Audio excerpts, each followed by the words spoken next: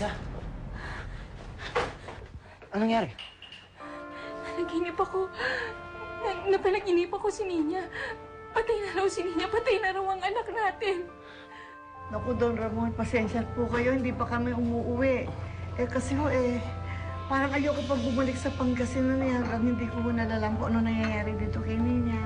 Alam mo, Chabeng, tama yung desisyon mo eh. Alam mo, maganda na narito kayo. You're providing an emotional support para kay Elisa. Salamat. Di ko nga alam dito kay Nina kung bakit siya biglang nawala na parang bula. Pero kung kidnap, imposible naman kasi wala namang humihingi ng ransom. Sana nga kung ransom ang kailangan, di ba? Naku, mamaya kung ano nang ginawa nila kay Nina, mamaya ginawang alipin o kaya i-donate siya doon sa organ harvesting syndicate. Elisa, huwag kang umiyak. Panaginip lang yan. Paano kung totoo?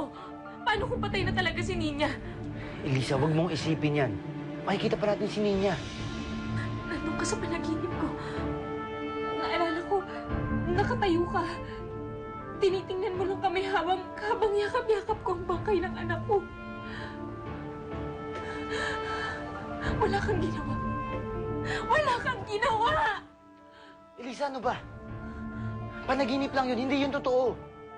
Itong pagkawala ni Nina, ano to eh, hindi maganda ito sa relasyon ni Elisa at ni Michael. It's too early in the relationship na magkaroon ng crisis na ganito. Elisa, may ginagawa ako para hanapin si Nina. Alam mo yan. Kung may ginagawa ka, kung totoong may ginagawa ka, bakit hanggang ngayon wala pa rin si Nina? Anong gusto mong gawin ko? Mag-magic? Elisa, meron ng reward na nakalaan. Pumunta na kami sa dyaryo, sa radyo, sa TV. At yung mga pulis pinapakilos na namin. Lahat naman ginagawa ko Ano ba bang gusto mong gawin ko? Pero sa puso ko, sa mga mata ko, ikaw pa rin ang may kasalanan kung bakit nawala ang anak natin. Huwag mong palabasin na gusto kong mawala si Nina. Ganyan naman ho talaga nangyayari sa mga mag-asawa, di ba? Pag nawalan sila ng anak. Right. Ganyan-ganyan yung nangyari dun sa jowa ko dati. Tinangay sa dagat yung anak nila. Hindi na nakita yung katawan, no? Tapos ayan, nagsisiyan ng asawa niya hanggang naghiwalay na. Ayun, sana wag naman gano'n na mangyari kay Eliza tsaka kay Michael. Tumigil ka na. Ano yan? Napapagod ako sa kakasisi mo. Hindi ka na nakakatulong.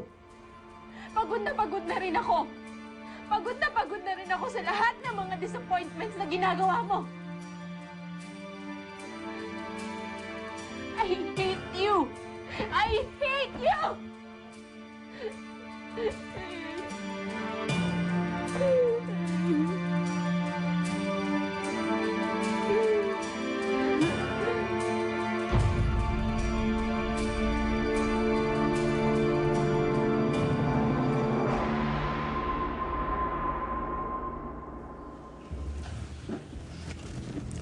Hindi talaga pwede sa kliniko kaya dito lang sa bahay nyo.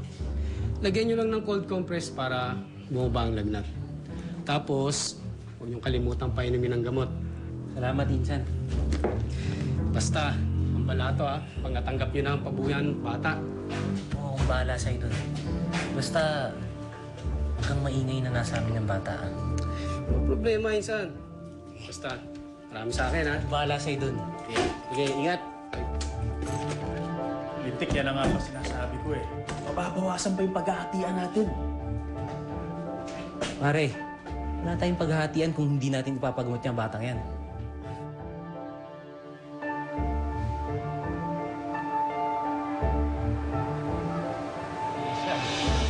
Alam mo, kagabi pa ako tawag ng tawag sa'yo. Nanubat na nga yata yung phone sa kakatawag ko. Kaya napilitan ko tawagan si Afi. Sabi niya, baka daw nandito ka. Iniwan ko yung phone ko sa bahay eh. Gusto ko kasing mapag-isa. Pansin ko nga. Baka gusto mong umalis na ako dito. Hindi. Dito ka lang. Kamusta na lagay mo? Ewan ko. Feeling ko lang wala na akong makapitan. Pakiramdam ko, hindi nila naiintindihan lahat ng mga pinagdadaanan.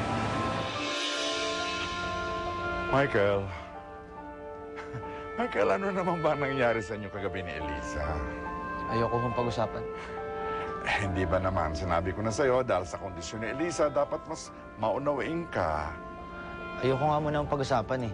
Mahirap po ba intindihin yun? I'm sure ginagawa na ang lahat para mahanap si Nina. So, sooner or later, mababalik din siya sa'yo. One way or another. Pero natatakot pa rin ako. Hindi lang para kay Nina, kundi para sa sarili ko. Baka mamaya, kahit na makita na niya si Nina, baka hindi na maibalik yung dating ako. Hindi na maibalik yung dating relasyon namin ni Michael. Bakit? Simula nung naiwala ni Michael si Nina, wala na akong ibang naramdaman sa kanya kundi puro galit lang. Parati nga na lang akong binibigo, Luis. Lisa, huwag kang mag-alala. Gagawin natin lahat para mabalik sa'yo si Nina. Alright, tutulungan ka. Sir, may bisita po kayo. Sino? Ang ginagawa mo dito? Michael, iniwan ako ni Sofia. Umalis siya na hindi nagpaalam sa akin. Magmula nung malaman niya yung nangyari kay Nina. Nasaan siya? Hindi ko alam. Pero sigurado ako na nandito na si Sofia. Bumalik na dito si Sofia para hanapin si Nina.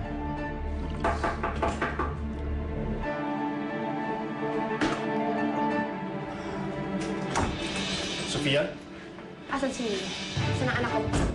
Eto, kagaya mo pinag-usapan natin. Hawak mo na ng bata. Mabuti naman kung gano'n.